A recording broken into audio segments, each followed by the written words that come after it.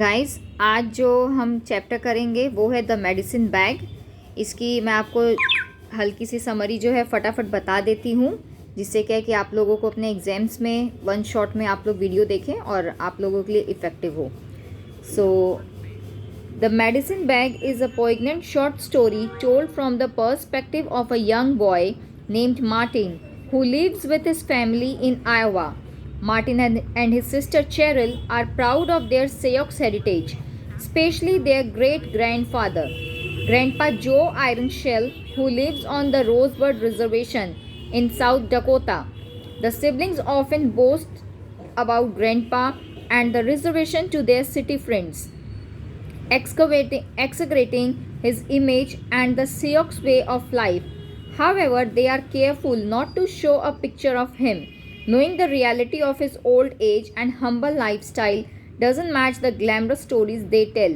The story's central conflict begins when Grandpa unexpectedly arrives at their suburban home after a long, difficult journey by bus.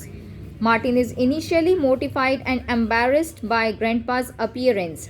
His baggy suit, strange hat, and a mob of barking dogs and kids following him down the street.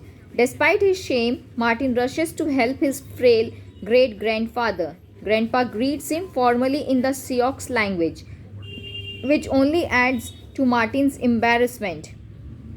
Grandpa collapses from heat exhaustion and fatigue shortly after arriving. During his recovery, the family learns the reason for his trip. He felt lonely and wanted to see where his descendants lived. And most importantly, he came because it was time to pass on his family's sacred medicine back to Martin, the oldest male descendant. Grandpa's visit changes Martin's perspective. He sees Grandpa interacting with his sister Cheryl and her friends, who are fascinated by the old man's stories and wisdom.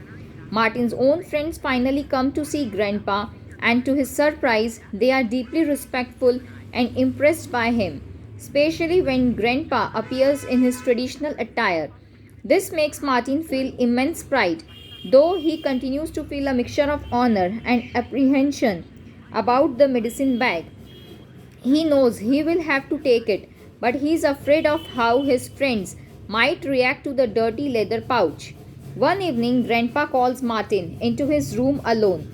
He explains that the passing of the bag is a sacred private ceremony meant only for a man's ears.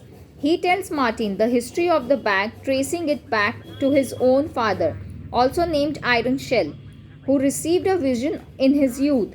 The vision led him to find a broken piece of iron from a white man's kettle, which became the first item in the medicine bag.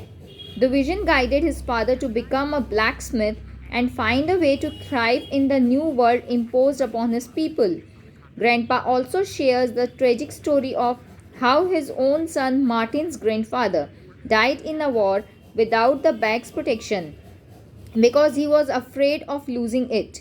Finally, Grandpa removes the small leather pouch from his neck. He tells Martin that the bag contains a piece of the iron kettle, a pebble from the bottle where the vision quest took place, and a piece of sacred sage. He instructs Martin to never open the bag again until he passes it on to his own son and to add a piece of prairie sage to it. Grandpa says Martin doesn't need to wear the bag now, as no one would understand, but he must put it away safely and wear it when he returns to the reservation to add the new sage. The story concludes with Martin's family taking Grandpa to the hospital. 2 weeks later, Martin stands alone on the reservation, following his great grandfather's instructions and placing a new piece of sage in the medicine bag. This final act shows that Martin has moved past his initial shame and fully accepted his cultural heritage and the responsibility passed down to him.